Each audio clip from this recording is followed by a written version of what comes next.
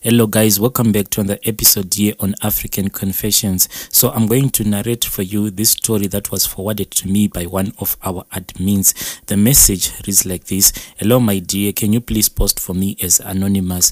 My husband and I, we have a confession to make. We both come from an African country. It is in the eastern part of Africa. We have been struggling for several years up until we met someone who then told us that he knew how to change our lives. At this point, money is not a problem, but the problem is the innocent people who are dying to maintain our riches. For many years, we struggled to put food on the table. We were both teachers, and the salaries that we were getting were not even enough. At some point, my husband lost his job because he was falsely accused by a teenage girl in his class for sexual harassment. I'm hoping that if I get enough time, I'll tell you this story another day. Life became very tough. We were even surviving on one salary. We had 2 children that were in boarding school. I had to pay rent, and my husband is the breadwinner in the family. So we had also had to take care of his parents and brothers that were back in the village.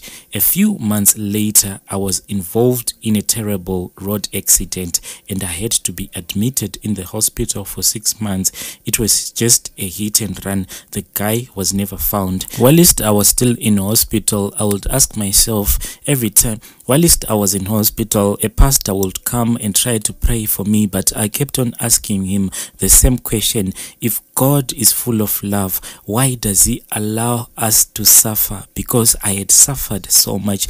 Even sometimes when I think about the things that me and my husband did for us to be where we are right now, it was not our fault, but it was that God allowed that situation to happen in our life, because God did not protect me. Even if he knew that I was the breadwinner, I was providing for my family, and also I was taking care of my husband's parents and also his brothers that were back in the village. As if the situation was not bad enough, God allowed me to be involved in an accident when he knew that I was the only breadwinner in my family. What happened is that I was involved in a hit and run. This guy, he just hit me, and he did not even bother to stop if I was still alive or maybe if I was dead. That guy, he just left me lying in the middle of the road. People tried to contact the emergency services, but they arrived too late on the scene. I had lost so much blood that I went into shock. When they eventually admitted me in the hospital, I had to stay in the hospital for 6 months because I was then put into a coma because I could not move or do anything. That is when life changed completely, because I was on unpaid leave.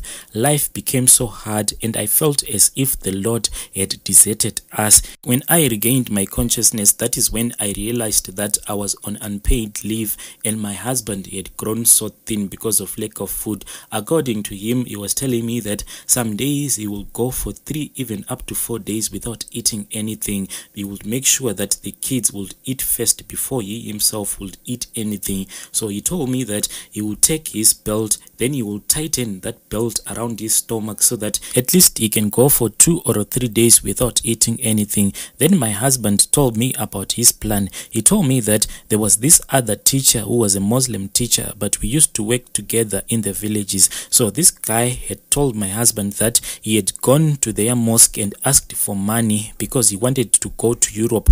So from our country to be smuggled into Libya, my husband was going to be charged close to $1,000. Then from Libya going to Italy illegally, he was going to be charged almost $2.5. So all of it was almost $4,000. There was no way that we're going to find that money. He then told me that his friend, who was a Muslim, had gone back to the mosque, and then he told them the story about my husband, how he had suffered and how he wanted to go to Europe so badly. The mosque then agreed to help out my husband only if he could convert and become a Muslim himself. So my husband, at that time when he was talking with me, he was asking me, should I just throw away this Christian faith because there is nothing good that is coming out of it? Look how much we have suffered. Now these people, they are offering me help only if I just convert. So we're still thinking about it. I know that maybe people can tell me that me and my husband, we are not strong Christians at all, but I tell you that from the country from where I come from,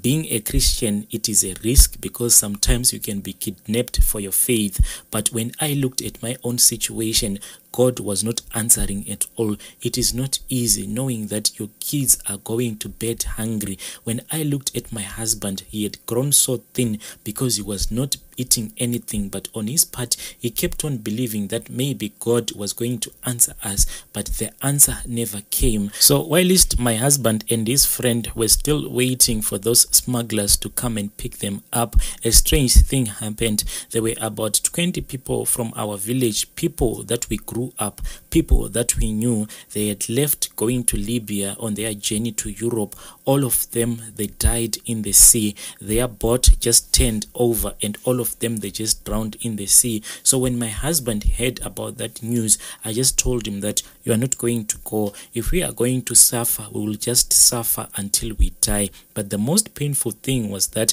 to see my two children, now they were out of school, and these kids were very intelligent. A friend of ours then came up with an idea. He told us that he knew someone who was strong enough who could help us and protect us from these evil spirits. He suggested that maybe me and my husband, we had this thing called the evil eye. It is very popular in Eastern Africa. I was frail and our house had been repossessed by the bank. We had moved back to the village and everyone in our social circles were laughing at us. My husband encouraged me that all was going to be okay and we had to be strong for a season, just to make a few sacrifices, then all this suffering will be in the past. So my husband is the one who went and he met the traditional healer. So this traditional healer from our village, he stays alone in the mountain. No one knows where he gets his food, what he does up there. We just grew up knowing that up there in the mountains there is a traditional healer who stays alone up there in the mountains. So when my husband left for the mountain, me myself at that time, I could not properly walk, but there was this other night we were just sitting by the fire, me and my kids just talking. Then we heard someone crying outside. I then sent my kids because I heard that this voice that was crying outside, it was a familiar voice. It was my husband. So my children went outside, then they came back in with their father. When they set their father down, that is when I realized that my husband had just gone blind. So I told my children to go and sleep and I was left alone with my husband. I asked him, what is it that had happened whilst he was up there in the mountains? He then told me that as he was climbing that mountain, out of nowhere came out this woman. Then this woman told him that any fruit that pleases your eyes you can eat, but do not bring down any fruit that you find in this mountain. When you go down, do not take anything with you. Only that is given to you, you should bring down. Then that woman just walked back into the forest. My husband said that when that woman disappeared into the forest, then this footpath just appeared. Then he started to follow that footpath. It was leading him up the mountain until he arrived at this shrine. So this shrine, he said that it was like a cave, and when he entered that cave, it was very dark, but he could see in the dark. According to my husband, he told me that the first time that he entered that cave, he told me that he did not see anyone, but out of nowhere he just heard a voice coming from the corner of the cave. The voice just said to him, I know why you are here, I'll give you something. Then you climb down and you give it to your wife. When he looked at the corner of the cave, he said that he saw someone that looked like an old man. According to him, he said that this man should be more than 200 years old, but at the same time he told me that as he was looking at this old man, that old man suddenly transformed into a baby, then back into an old man. That old man then shouted at my husband and said, look aside, now look at your feet, pick up that what you see and go back to your wife. Never come back to this mountain without a sacrifice. My husband explained and said that when he looked down at his feet, he saw that there was a goat that was lying next to him, and he just said, thank you God, because he was thinking that he was going to come with this goat, at least we were going to have some food maybe for a month or so. But he said that the moment that he touched that goat, everything just disappeared. He then found himself at the base of the mountain. He said that when he looked around, that goat was nowhere to be found, but in front of him there were banana trees and with a lot of banana fruits on them. So he thought that maybe if he can cut down some, he can go to the market and sell them, then he would just buy some food. He then took off his shirt and his jacket and he made sort of like a carry bag because he wanted to take as many bananas as he could. He told me that when he looked back into his jacket, he saw that the bananas had changed into a snake. That is when he told me that he just woke up being carried by our daughters back into the house. Me and my husband, as we were speaking, then something just came out of his chest. I mean, something just fell straight from his chest. This thing, it looked like as if it was a worm, but it was black, very dark black, but it had no eyes or nose, but I could just feel that this thing was looking at me. I want to tell you that if you want to get into this thing of getting rich quick, it is like you see a swimming pool, and that swimming pool is something like very clear blue water, and you tell yourself that you just want to dip your feet. But once you get into that swimming pool, you tell yourself that I'm just going to get at the deep end, make some money, then I will repent and become a Christian again. But once you reach the deep end, you will realize that the swimming pool is much deeper than you thought it was, and at the bottom there is no bottom at all. It keeps on going down until you yourself, maybe you die or you sacrifice everyone that is in your family. So this thing that came out of my husband's chest, it just jumped straight from my husband into my knees. I mean that it entered into my knees, and at that very moment I felt that I was healed. How I was healed, I don't know, but I just rose up. I could walk. Before I could celebrate my healing, I started to hear voices. These voices, it was as if these people, I could see them, but at the same time I could not see them. I don't even know how I can explain that thing that was happening to me. So these people then told me that there was a sacrifice that should be made so that my husband can regain his sight, and that sacrifice was supposed to happen that very same night. And they told us that we had just to mention the name of the person that we wanted as a sacrifice so that my husband can regain his sight. I then told my husband exactly what the voices had told me, what we were supposed to do, the sacrifices that we were supposed to offer so that he can regain his sight. Then my husband mentioned the name of his elder brother. I don't know how can I explain it to you, because the voice just came out of the fire and said that it is done. Even my husband, he was shocked because he heard that voice. That voice was coming out straight from the fire because we were just sitting by the fire, but the voice just came out of that fire.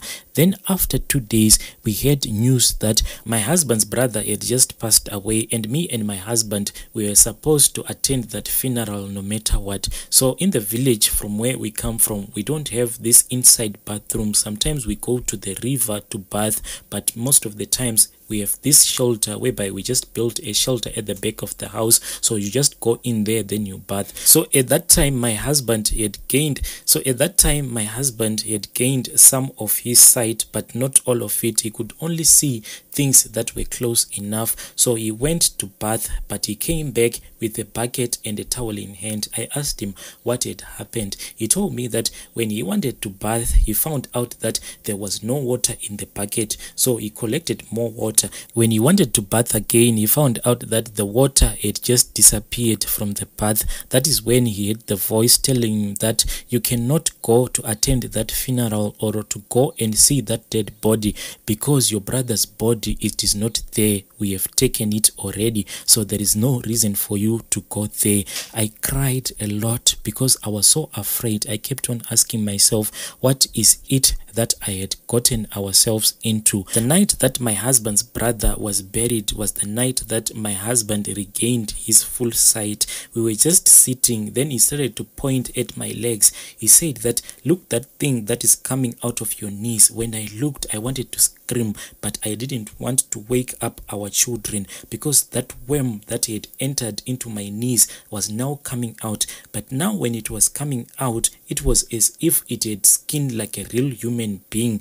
That thing still had no eyes or anything, but we could see that this thing had a heartbeat. This thing was breathing and we could hear it breathing. Then we went to bed. I cannot say we went to bed because we didn't have a bed at that time. We were just sleeping on a mat. So I told my husband that I am going to sleep on the side whereby there is a wall, and you are going to sleep facing this thing, because this thing looked at us throughout the night. We didn't sleep at all, but when we woke up in the morning, it had disappeared. The only thing that we saw is that underneath my husband's pillow, when we counted the money, it was $285. I then told my husband that let us use this money to buy some food, because look at us, we have been starving for a very long time. Let us buy some food so that we can enjoy life before we die. Then we had a knock outside. Then I sent one of my daughters to go and see who it was. When she came back, she told me that it was just an old woman looking for directions. Whilst she was still speaking, we had a knock again.